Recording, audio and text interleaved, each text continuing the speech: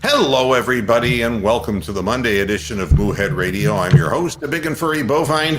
Boy, we get off the program, with a bang, quite literally. The press conference that the President of the United States that was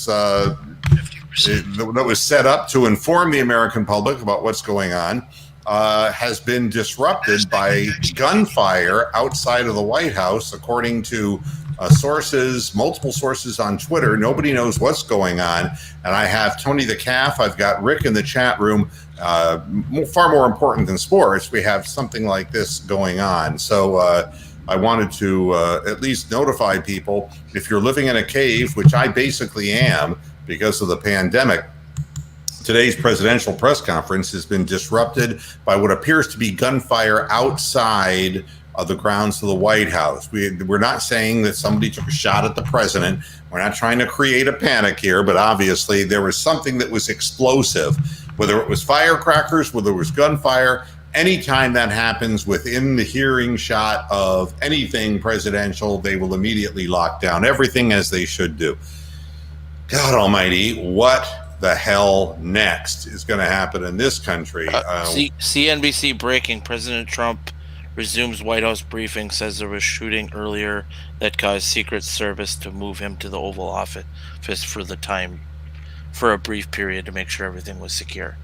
I don't believe that. Why would they continue a press conference so quickly after some shootings were going on? I imagine they apprehended somebody out there. You don't get away with that. But why run the president back out after that? Well, isn't the press room deep inside the White House too? Well, yeah, I don't care what it is, man. Who knows? Where there's one, there's two, there's 20. Who in the hell knows the way things work in the country today? It is an uncertain environment. Rick is keeping a close eye in the chat room about Power 5 conferences, specifically the Big Ten meeting right now at 6 o'clock to determine whether there's going to be a fall football season, which we expect the answer to be no. They're going to push it to the spring, like so many others are doing, because the uncertainty of the pandemic and the reality that young athletes are not going to want to go through. And it's going to be hard as hell for universities to police and enforce any kind of distancing that would result in safety for all players. So that is going to be an ongoing issue. But there's going to be word from Ohio State coming up, and Rick will let us know what's going on as he follows that story. Already the Pac-12 and the Big Ten have so much as hinted at the fact that they are not going to be playing football in the fall. And I think that it's becoming more and more clear that there isn't going to be any kind of college football season in the fall, which is not to mention the NFL, because the NFL is a slightly different animal with a different set of circumstances. But it doesn't really bode well, if you ask me, for any sports particularly.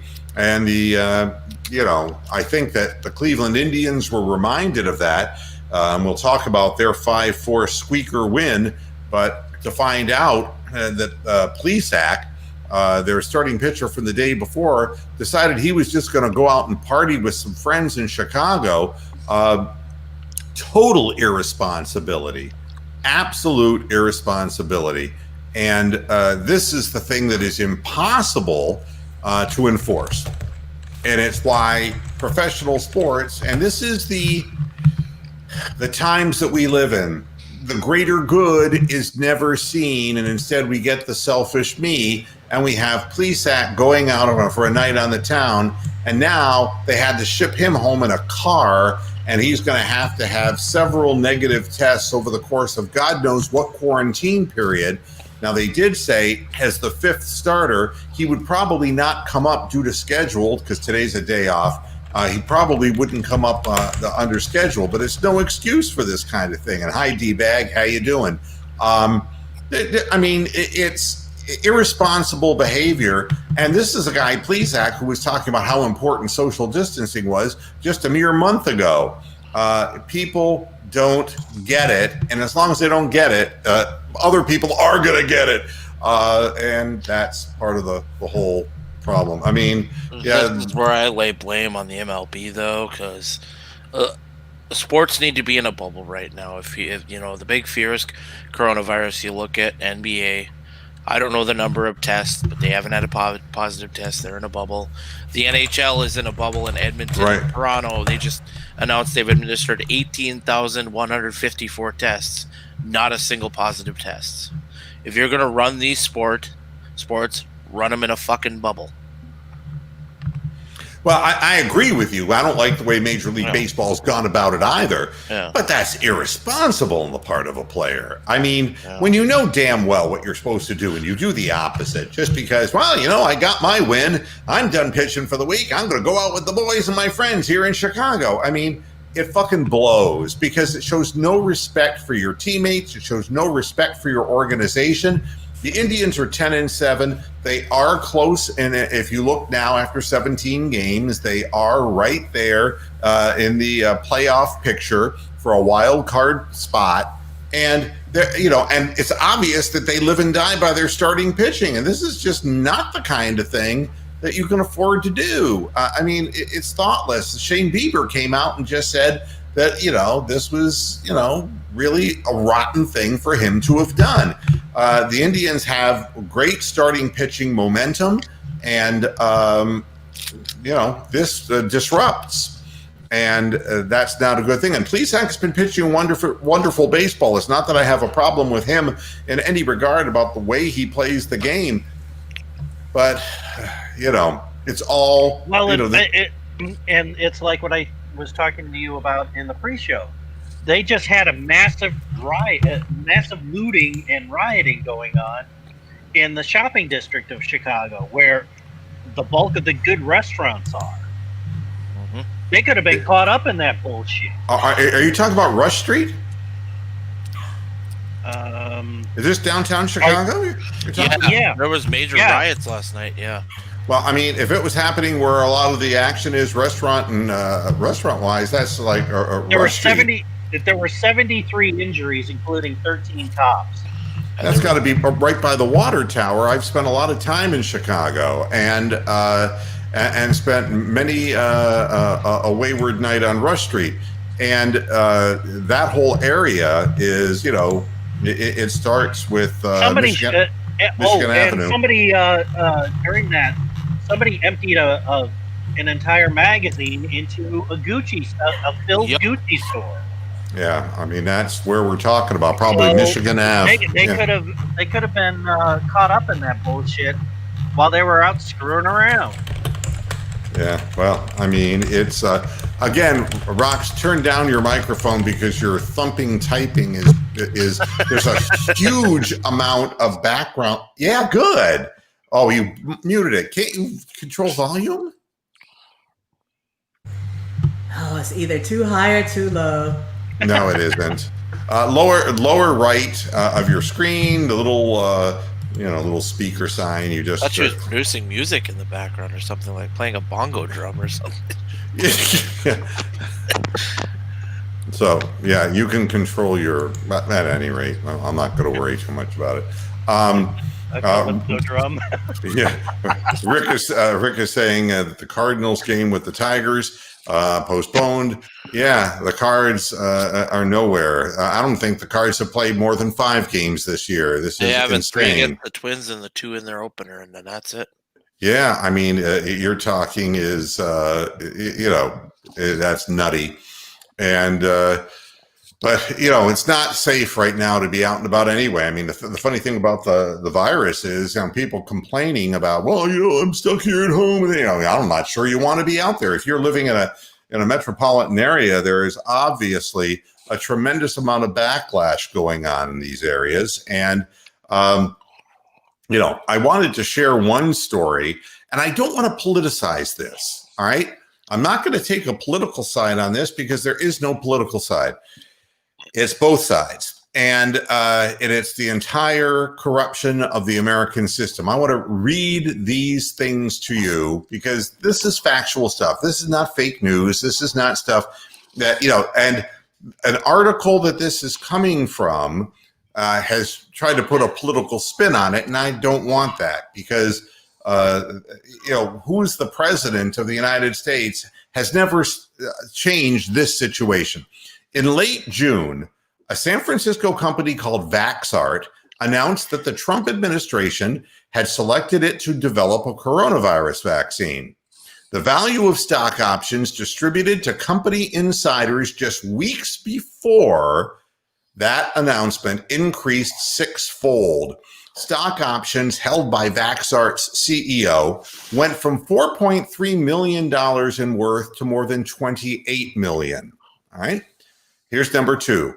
Moderna, based in Cambridge, Massachusetts, has never brought a vaccine to market in the history of the company, but company insiders have sold $248 million worth of shares, most of them after the company was selected in April to create a vaccine. Moderna, since then, has come out and said it's going to sell its vaccine for profit, even though taxpayers footed its research and development bill. And now the most recent one. Venerable old camera and filmmaker Kodak. On July 28th, Donald Trump, which is just not very long ago, announced a $765 million deal with the firm to bring drug production back to the United States. He called it one of the most important deals in the history of the U.S. pharmaceutical industry, even though Kodak is not a pharmaceutical company. But here's the point.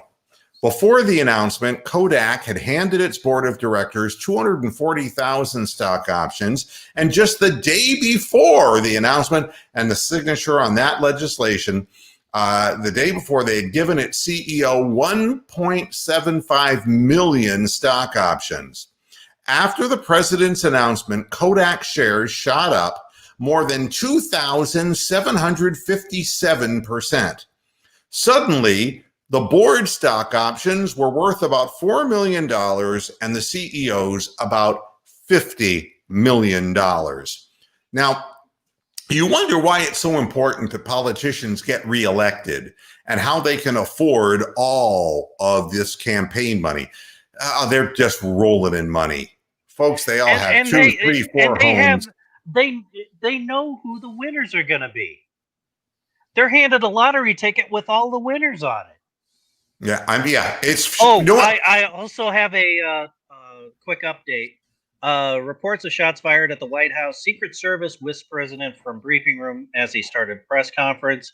He is back in press room now. President says armed suspect was shot by Secret Service near the White House.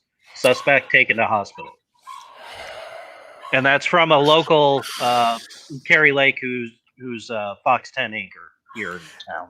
Well, look, I mean, the fact of the matter is, I'm grateful if it's just one crazy kook, because, we've seen that in the past. We've seen people try to jump the fence at the White House, and hopefully it's just somebody who's having like a schizophrenic, break from reality or something, and the pressure. The woman that rammed the woman that rammed the gates in her car is a prime example of that.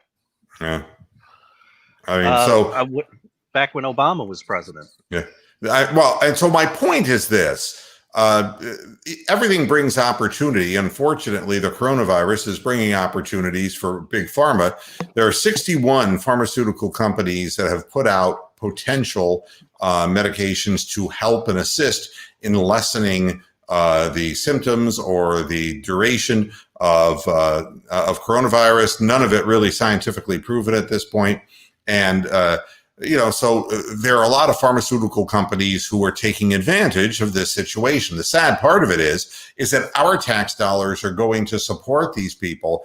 And it is part of what I was referring to as a non-free market. This is, and it's not, I don't want to say this is the Trump administration at work. What I'm trying to say is it has been this way for decades and decades. and they've gotten whatever they wanted. They roll out the red carpet for big business. They get tax breaks. They get enormous stock options and insider trading activity and deals. It is totally dishonest. It is unreputable. And it results in more strength and more power in the hands of a few people. And it contributes to this society that we have today. And again, just because I am dead set against things in this administration, I'm a capitalist. I owned radio properties. I was a businessman. I'm a in it for profit guy. I live a pretty comfortable life, and I was very fortunate. And I watched the business that I was in get deregulated and turned over to a few big companies. This is been happening in every facet of business in our country. And it doesn't matter who the president is, he rubber stamps everything. And whether it was he or Obama or Bush, you can just go back in time and follow it. And this has been going on for a long, long time. And it's unfortunate. And if you want to defund somebody, defund Congress, defund the politicians. If you really want to clean up the swamp, and that's the other thing, they all claim before they get into office what they're going to do, but they don't do it because there's so much money on the line. They literally feather their own nests, and it's the long time 40, 50-year politicians, or 30, 40, 50-year politicians are so entrenched in their areas that you can't even primary them out. Yeah, I mean, and the word oligarchy keeps coming up in conversations, and the thing is that it goes way beyond political philosophy. This is not a political philosophy. If you're in a position to take advantage, you take advantage. And unfortunately, what was funny, what Rick was talking to me about earlier was that, you tell me, if they move college football from the fall to the spring, what players are going to play in the spring, knowing that the NFL draft is just weeks away? Who in the hell is going to, who in the hell is going to risk blowing out an ACL and blowing a chance at millions of dollars for themselves? Just so they can play their final year of college football and not get, remunerated for it. That is absolutely crazy. And there's Lafayette Park again. That comes up all too often. And that was the scene of Mr. Trump's Bible holding. If you remember that, the church that was burned down prior, all of that, that's Lafayette Park. So, yeah, it's, this is the fact of the matter is what we are living through is not a capitalistic time. Major League Baseball is not a capitalistic enterprise. They are exempt from antitrust laws. They're the only business in the world, in the United States anyway, that is exempt from antitrust rules. And so that is not a legitimate capitalistic enterprise. And as long as they fought free agency, God only knows, they were trying to keep players in bondage. It's really a shame when you think of a guy like Hank Aaron, who is the greatest, most prolific home run hitter in history, that he had to struggle to get six figures in a season, $100,000 a year. That's unbelievable. Even though $100,000 back in 1970 was worth a lot more than $100,000 today. The bottom line is that players had to fight for stuff and never got it. It just went on and on. And that's why there's constant contention between the Major League Baseball Players Association and the league owners, because you can't really negotiate with people who are exempt from antitrust rules and laws. And so what we talk about in sports, it's like the NFL. You got 32 owners, and those 32 owners, it's not that they are exempt from laws, but they create an airtight environment in which whatever shit goes down stays amongst themselves. And it's one of the reasons why every NFL owner is vetted. You just can't walk into the NFL and purchase a franchise. And it's one of the reasons why Donald Trump had such problems with the NFL because Donald Trump wanted to buy professional football franchise, and they wanted to buy something in New York, and then he turned to Buffalo, and the league said, no, he did not pass the screening, the vetting. So it makes you wonder, well, how did Jimmy Haslam pass the vetting? And, I'll leave that into your fertile imaginations, but believe me, there's a criteria as far as NFL ownership as well. And, then you have college, which I didn't even know college was that big of a profit center until, my God, with the video game scandal and, the likeness rulings, and then the big money that the head coaches like Saban and Urban Meyer and people of that ilk were making. Woody Hayes and Bo Schembechler were making good money, but not this kind of money. And, you're talking about millions and millions of dollars per year. And they're producing this ungodly amount of revenue, yet the quality of education in our country is not going up. I mean, you would think that if football was bringing in the kind of revenue, if they ramped up some of the science education in this country, we might already have a goddamn, vaccine for coronavirus. We're lagging behind because that's not the priority. So it's like this in every line of our country. And, the other thing is, and it is socialism for corporations when they're using tax money.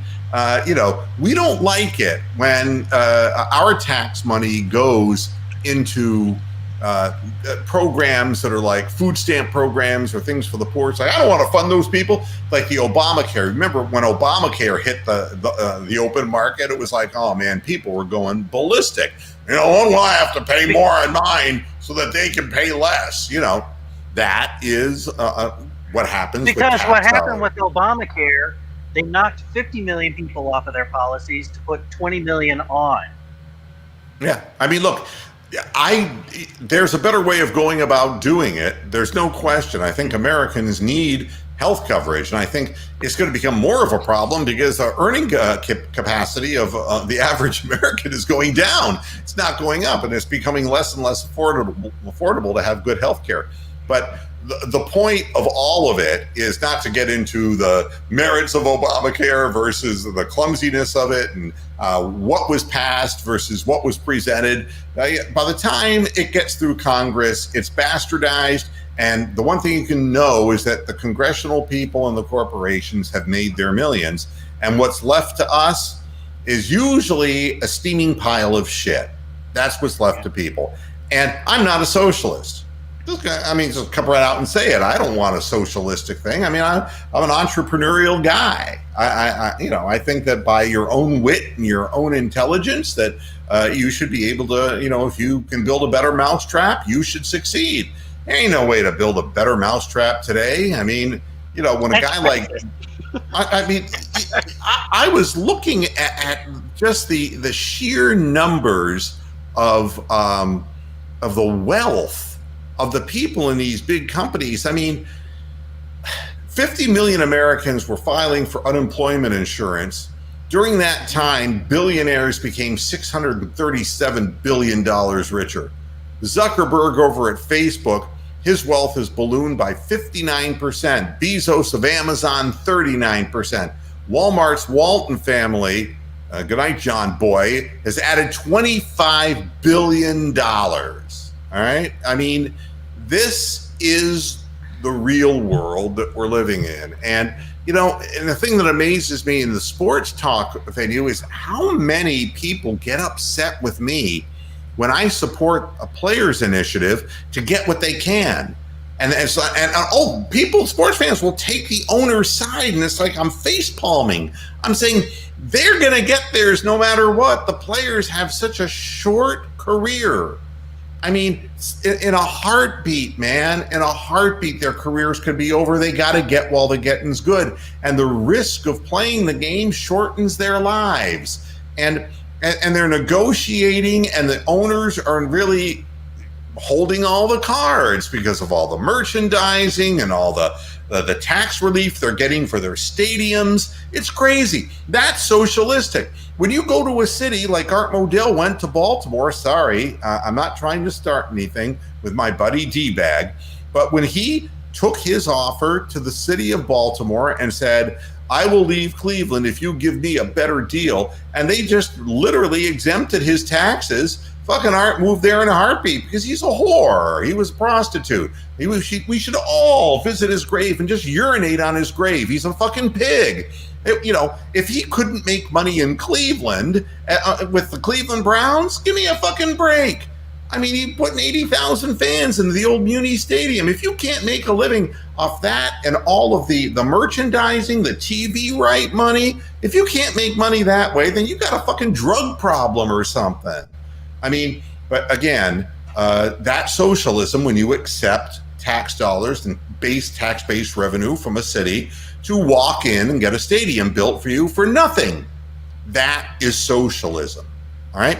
I'm not that kind of person. I didn't wait for somebody to give me, for the government to hand out money to me so I could buy another radio station. Fuck that shit. That's not what we stand for in America. And I am a patriotic person when the patriotism is directed at capitalism, free enterprise, and the opportunity for people to have upward mobility. Then I'm all for it. When I'm not for it is when soldiers get set off to God knows where under false pretenses, get their arms and legs blown off, end up with PTSD, come back. They have absolutely no work available to them when they come back. And the goddamn military and government doesn't do a fucking thing for their health care when they come back all screwed up from these places.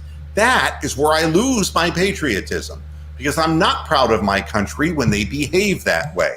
That doesn't mean I'm going to burn a flag. It doesn't mean I'm going to burn a building down. It just means I am not pleased with my country, and I don't believe in a patriotic view of the United States of America when the Bezoses and the Zuckerbergs and all of these people are making the kind of money and everybody else, man, of the whole middle. It's like, what good would a jelly donut be without the jelly in the middle, you know? And the jelly in the middle is getting squished out, man. So we got nothing but the upper crust and then everything that comes below. And what comes below is all the way up down here. I mean, the problem is that at one point, the middle class looked like a Big Mac. Well, now it looks like a crepe. Yeah, I mean, and, David, again, that was what we hoped for with Donald Trump, wasn't it? I mean, that the country be run like a business. That's why he was elected, and the fact that Hillary Rodham Clinton was not popular. So the bottom line is that we were hoping. Yeah, we were hoping that the country would be run in a fair way, but there's nothing fair about the way the system is set up now. Nothing fair at all. And Pat's going to talk about the Illuminati in just a moment if we get him going. And so, but whenever I talk about sports, it does tie in to the economic and political landscape in our country, because I don't know if you've ever tried to buy a house in a market that was like the hottest market in America. And you have to remember, Brian, when Phoenix and that whole area down in the Sun Belt. Oh, we could have moved here. Opposite of Minneapolis at this present. We could have moved here in fucking '79 and bought a beautiful goddamn place back then.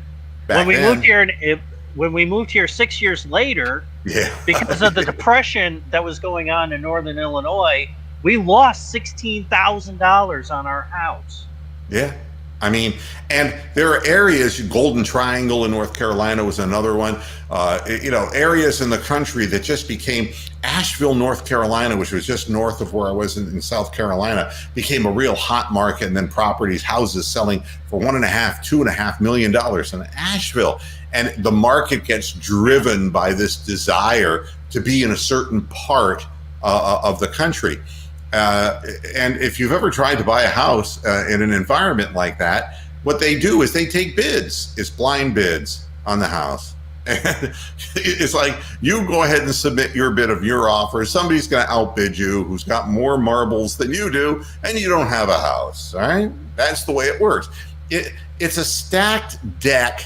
When you can't, I couldn't afford to buy any radio stations anymore by the time I got out in 2000, because they were all swapped up by the big companies. It was to the point, and I always tell this story, it's like, I'm not going to tell you that Flint, Michigan and Binghamton, New York were like the big markets. Those were mid-sized markets, but they were, in that range of market 100 to 150 in the United States, and they were very lucrative markets, especially for a young guy like me.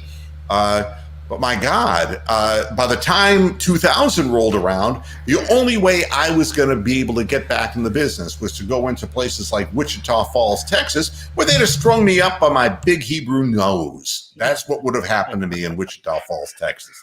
So the game, the word rigged has been really ruined forever.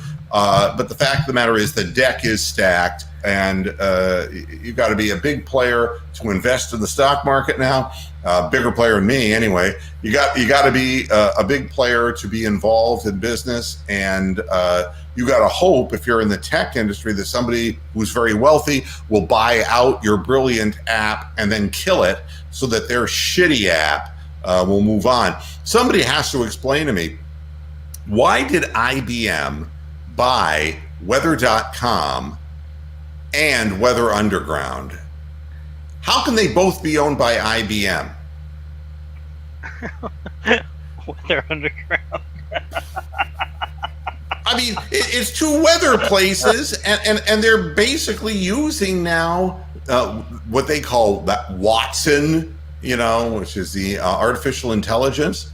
And so why should I be involved with either of those companies? Because it comes up on the app and it says Weather.com, an IBM company. And it's like, I feel like Ryan Christensen, it's like, fuck IBM, Hail Caesar, There's a Sherlock Holmes joke somewhere in that Watson reference.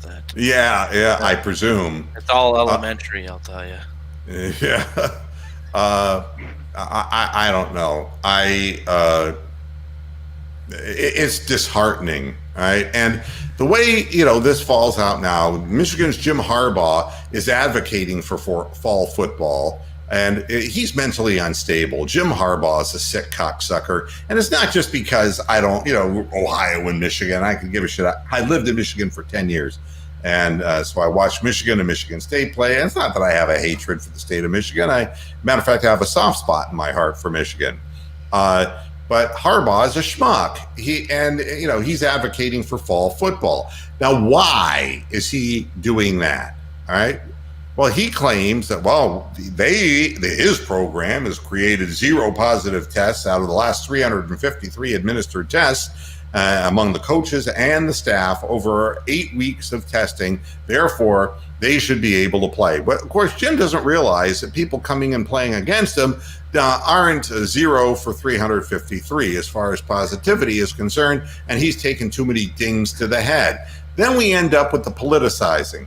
President Donald Trump, he ends up tweeting, of course, his support for the now, instead of BLM, it's hashtag We Want to Play movement for college football. And something, it's like there's a lot of responsibility in this. And I don't know, if you look at somebody like, Joe Thomas, there'd be a good example of a guy who played 306 pounds when he played for the Cleveland Browns. He's 230 pounds today. They beef these guys up with God knows what calories and, how they keep weight on them.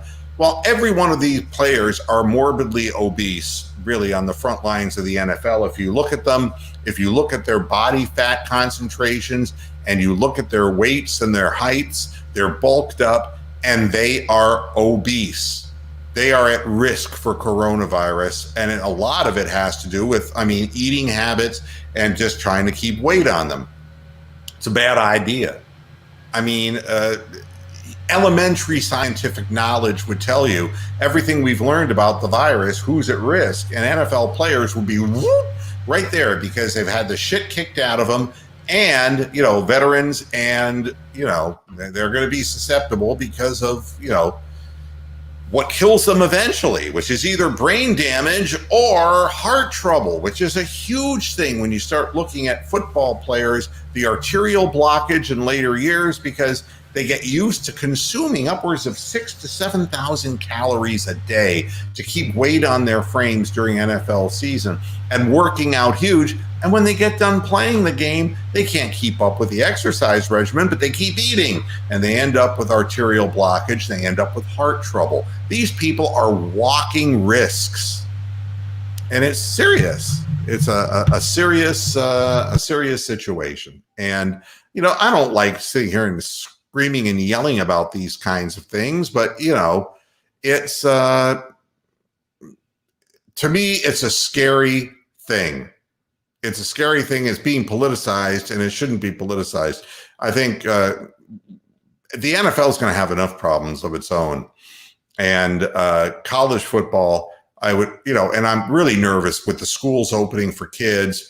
It was my father's 90th birthday yesterday. We had a nice small gathering with masks, and one of the people there had a 12-year-old daughter, and she was going to start school in a couple of weeks. And they gave her the option of whether she wanted to go online or, you know, she said she wanted to have a social experience. What we're seeing in a lot of places around the country are now positivity amongst kids starting to go up because of returning to school. Now, you know, that doesn't mean the kids are going to die because kids are stronger, but what it means is trying to test positive cases. It's the teachers who will be at risk. And again, we don't treasure our teachers. We never have. And this is how we end up with a brain drain in this country. We don't honor and cherish teachers who are, you know, I remember who my really good teachers were all the way through from grade school to high school to college. I remember who they were. They're very important people. They're every bit as important as first responders, and they don't get any fucking credit whatsoever to what our kids learn and teaching them the discipline of learning and getting them excited about learning and becoming inquisitive about things. And instead, we throw them to the wolves. It's like, okay, you know, the kids, you know, they're a petri dish. That's fine because they have, you know, immune systems that basically are immature. They're going to get it, but it's not going to kill them. And then there's these teachers who are 60 years old who are teaching and who have, you know, who have desk jobs in essence as teachers and might have sedentary lifestyles or not in great physical condition, and they become very susceptible. And this is all worrisome to me, very worrisome. The Cleveland Indians did squeeze out a 5-4 win. It doesn't make us feel any better about Brad Hand, although there will be this excuse that will be given that Brad Hand, because it was raining as hard as it was, couldn't grip the baseball. I seriously wonder whether Brad Hand can throw the baseball. He was topping out at 90 miles an hour last night, and it wasn't good enough, and he was already in trouble in the inning. Thank God the hard rains came. That allowed Ali Perez to come in and finish the last 2 outs of the game, and that would have been a heartbreaker with the Indians scoring 2 runs in their half of the top half of the 10th. If they would have come back and lost that game, that would have been a real bone crusher. 2 home runs given up by Shane Bieber. The Indians managed to get it back and tie the game up in the 8th, thanks to Franmil Reyes with the long ball, which we're starting to see a little bit from him now, which is good. If he actually makes contact, the ball will go over the wall. But the thing that sets up the Indians' win is small ball. And it's something that we argue about all the time. And, you know, the directives of the business of baseball, and it's both sides. Players want to hit more home runs, so they change the arc of their swing and they elevate balls. And, you know, suddenly we have statistics for the angle of departure, at the speed of departure off the bat that will create the perfect backspin that will create the further distance, which will create more home runs. And the skill of small ball, which is being emphasized now with this pandemic, they're giving you a fucking runner on second base when you go into extra innings. Every inning, the game goes on, a guy at second base. And all you have to do is bunt him over, sac fly him in, and you got to run. And if you have a better relief pitcher, and you can strand the guy for the other team at second base, you win the game. And it was Delano DeShields Jr. who laid down a beautifully executed safety squeeze bunt and a beautiful slide by Jose Ramirez that got the first run, and then a timely hit by Mike Freeman that brings in the second to bring us up to 5-3, and then Hand almost gave us another hand job. And then the rains came pouring down, and then Perez came out 46 minutes later and won. A good win for the Indians, 10-7. You take them the best way you can get them, and I don't have a whole lot to say bad. The Indians are what Dennis Green, they are who we thought they were. I think their pitching has been better than A, we thought, and B, better that it could possibly continue to be. There's no way your starters are going to continue giving up 3 runs or less every single game they pitch. We're going to hit a clunker here sooner or later. The bats, well, they're not really coming alive, but at least they're scoring enough runs and pushing them across to win some of these games. And at 10-7, they're right there with the White Sox are behind us. And I was looking at, I think at 10-7, we're 1/2 game out of the mix as far as postseason is concerned for the wild card. So not bad. Can't complain about that. Next. This is a disturbing story. Ed Oliver plays for the Buffalo Bills. He is a defensive tackle. He was arrested in May. He was arrested and charged with DWI and unlawful possession of a firearm after police pulled him over under suspicion of impaired driving. Oliver said the arresting officers took him in even after he passed a breathalyzer. Here's the strange thing. He blew a 0.00% on his breathalyzer test on May 17th, but officers still believed he was impaired. He said he took an independent blood test following his arrest and knew he didn't have anything in his system that was illegal, but still had to wait for the legal process to play out. But before he was able to take the independent test, he was taken to jail, given a jumpsuit with holes in it, and locked in a jail cell. This isn't the country I grew up in. And yes, he's black. But I don't care if he's purple.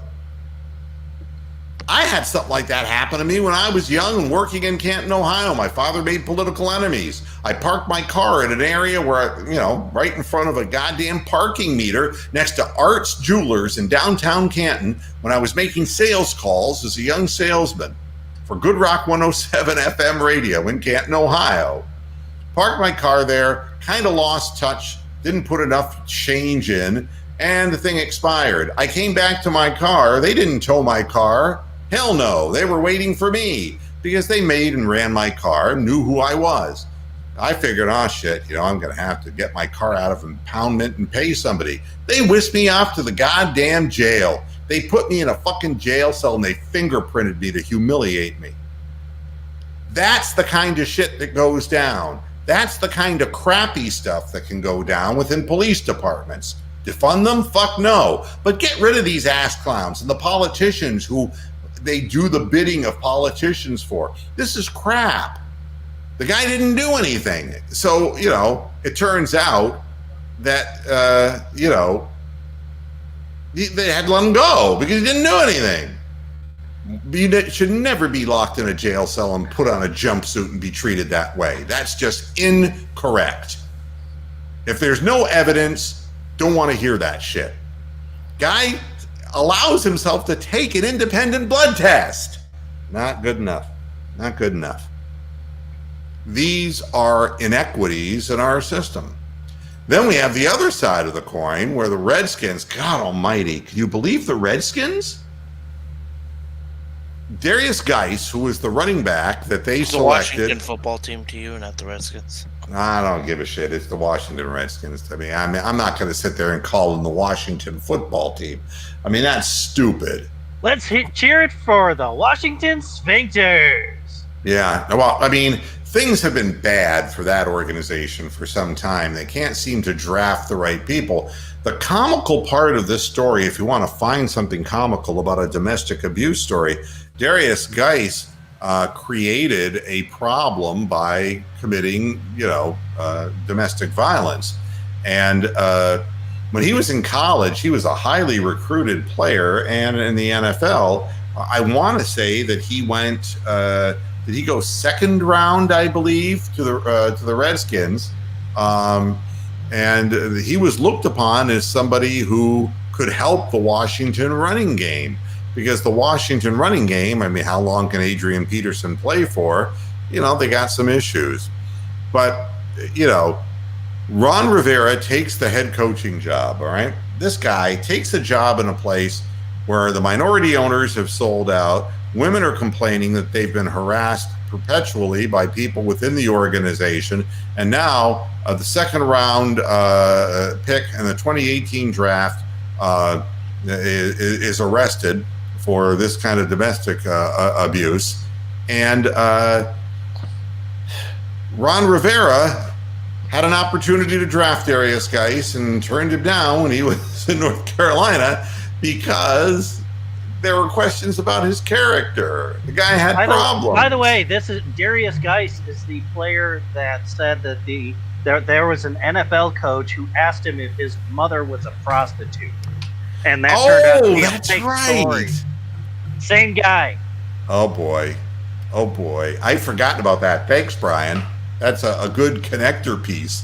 What a troubled person this is. And the other thing was, when asked, Rivera said that he had taken Geis off the board in North Carolina with concerns about his character and his knees. And you couldn't call it any better. He'd only played 5 games in 2 seasons with Washington because of 3 knee injuries. He never touched the ball any more than 10 times in a game. The organization considered him unreliable.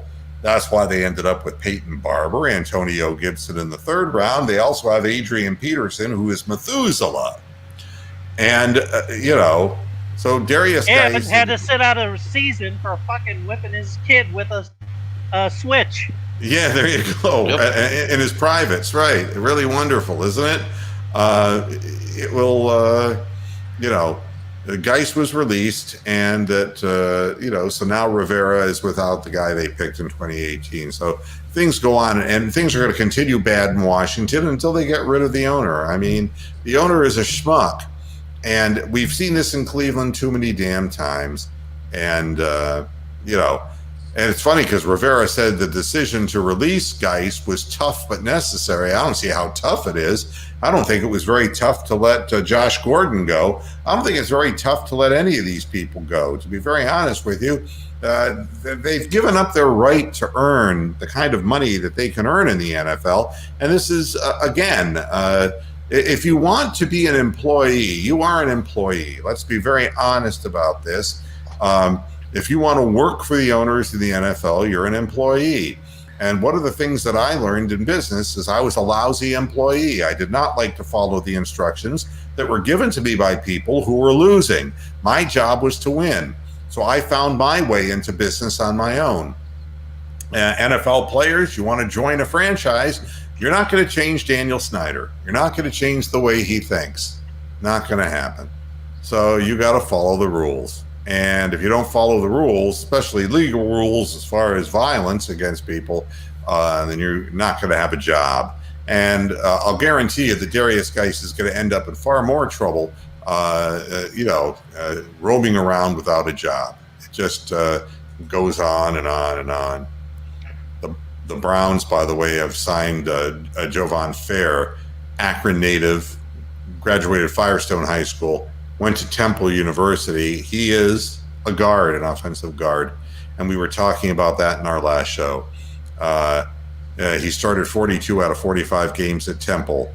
Long shot, right?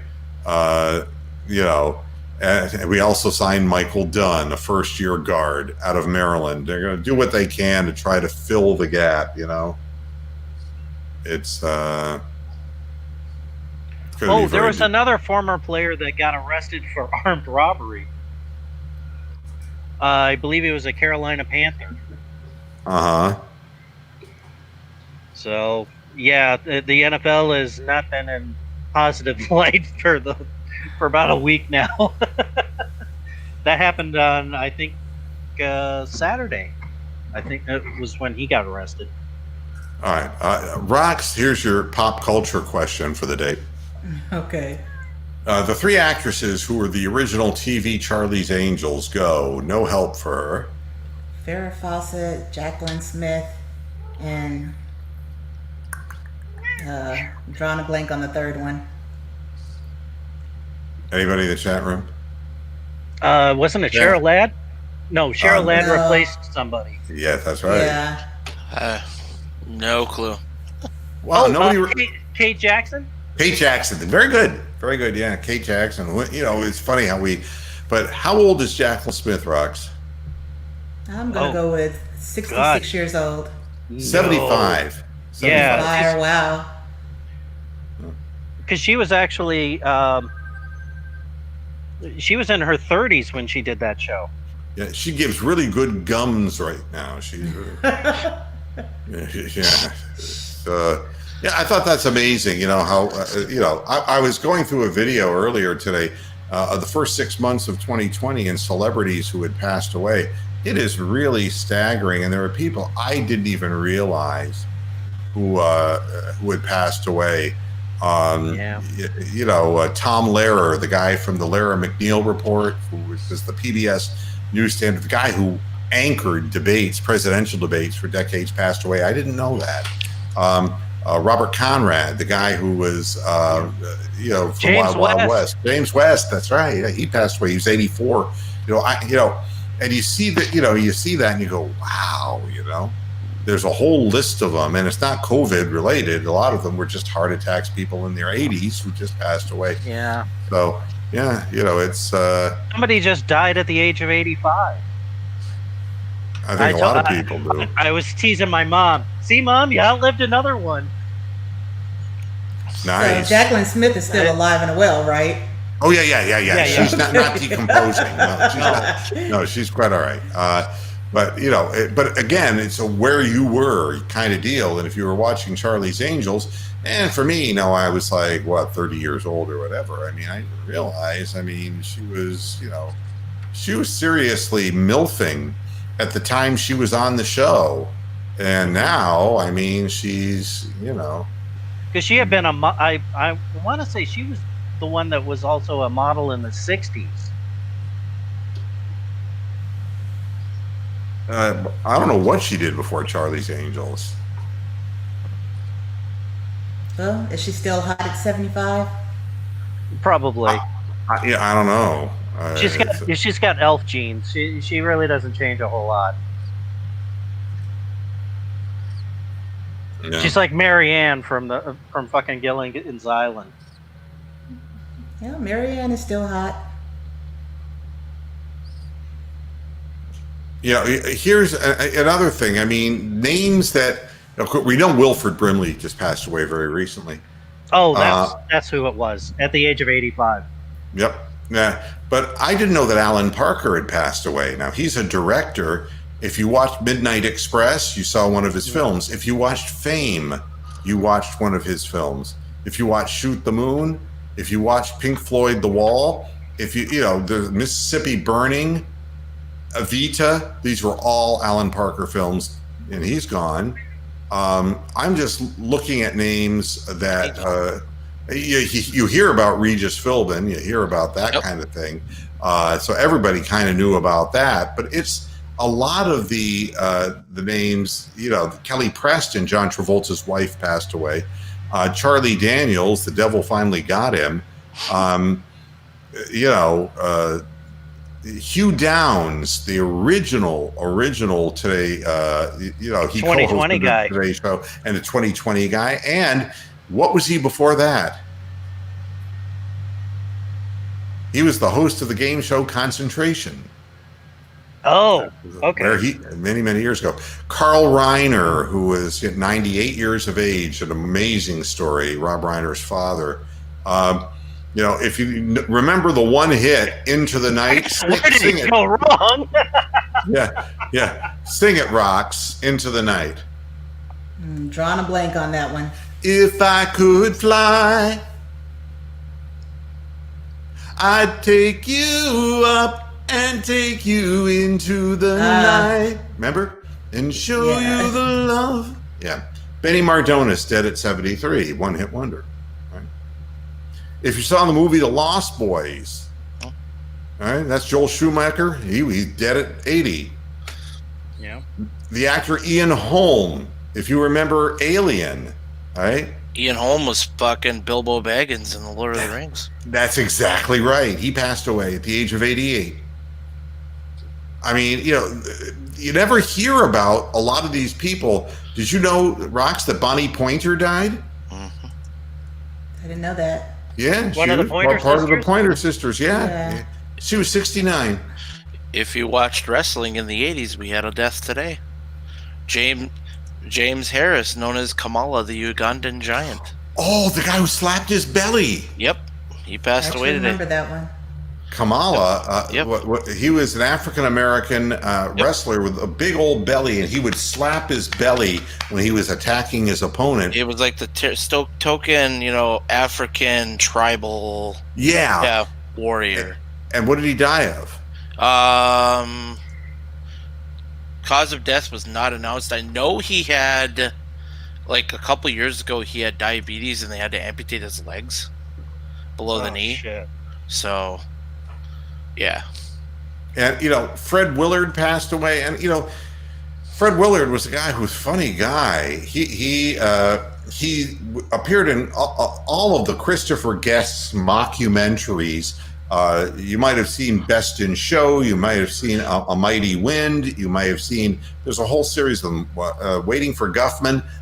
Fred Willard was originally cast on television besides Martin Mull on Fernwood Tonight.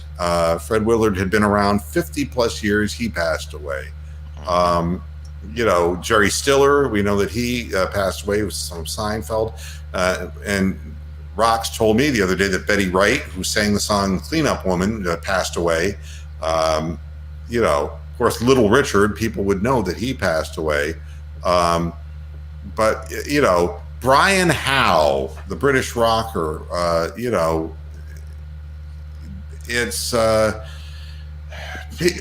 there's so many names here that it's staggering. And I'm just trying to find ones that would be Shirley Knight, who was a prolific actress, died April 22nd. She was in a ton of things. The guy who played Ebb on Green Acres, Tom Lester. I don't know if you remember Ebb on Green Acres. He's 81 years old when he died. And here's one that you would probably know, Tony. Howard Finkel. Oh, yeah. The Fink. The Fink, Yep. right? He died a couple months ago. 85 or something like that, was it? Yeah, Brian Dennehy, 81 years old. He was in First Blood and in Tommy Boy with Chris Farley, and also won the Golden Globe for Death of a Salesman. Brian Dennehy was a very fine actor and gone. It's just amazing. As it gets into my generation here, it's really a kind of a scary thing. And Honor Blackman, who was Pussy Galore in the James Bond movie, passed away. I'm just looking at names, pulling out names that y'all might know. Bill Withers, Lean on Me. He died March 30th of heart complications. There's Kenny Rogers, of course. Lyle Wagner, who is a sketch comedian who worked with Carol Burnett on The Carol Burnett Show and was also on Wonder Woman. He died at 84 years of age. Max von Sydow, who is a legend in Hollywood, died at the age of 90 back in March. He was just around forever. James Lipton from the Inside the Actors studio passed away at 93 earlier this year. there you go. Who is Jeanette Dubois? Do you know, Rox? No. Oh, no. She was. She was on Good Times, right? That's right. Oh, that was the neighbor. Yeah, Willona. Yeah, Willona Woods. Very good. She was the one that slapped around Janet Jackson? No. She's the one that took Janet Jackson in when Janet Jackson's mother slapped her around and burned her with an iron. Okay. What the hell kind of sitcom was that with that horrific storyline? Sheesh. Now, get this. Well, if you heard some of the stories from my friend Ronnie, who grew up in the hood in Jacksonville, you would say, okay, I can buy that now. There was one other thing. Let's see if you can get it, Rox. That Jeanette Dubois was popular for. She actually sang and co-wrote a song. For the Jeffersons. Moving on up. That's exactly right. Yeah. So, on one and sang the song. Well, there's your Norman another. Lear connection. Yeah. I mean, that's, but it's, and then there are faces whose names like Lynn Cohen. She was the housekeeper in the final season of Sex and the City, who was Cynthia Nixon's housekeeper. And you see the face and you say, oh, wow, I remember, Orson Bean, a guy who was on every talk show that you could imagine back in the 70s, died at 91. So, on and on it goes. The wheel of life continues. And, it's just amazing. And that's right. Dick Cheney is still going. And thank you, Rick, for the reference. Carl Reiner and Mel Brooks did a comedy routine called The 2,000-Year-Old Man, and Mel Brooks is still with us, and he ain't no kid, that's for sure. So, at any rate, I hope everything's settled down at the White House, and I hope that everybody just takes care of themselves. I haven't seen anything. Has anything come by in the chat room with Rick as far as what Ohio State said? There's not that I've seen. All right. I haven't seen anything. I did see Mike Florio from Pro Football Talk put out a report that the goal is to delay, not cancel the season. Yeah, it's got to be spring. I mean, they just can't summarily dismiss it. There's too much money on the line, but I don't think you're going to see football. I know you're not going to see football in the fall, and everyone's going to wait and see what shape the pandemic takes in the beginning of next year. Everybody, the Indians have a day off tonight. You have an opportunity to do something else because I know you're all crowded around your TVs watching the exciting Indians. And Doggy Bones, you're right, man. Wrap it up, Moo, because it's top of the hour. Everybody, thanks a lot for tuning into this edition of Moohead Radio. We're going to be back again on Friday and talking about God knows what. Hopefully the Indians will keep winning, and we'll have some football to talk about if it gets that far. Thanks for tuning in, and until next time, hasta la vista, Pastor Heads. Good night.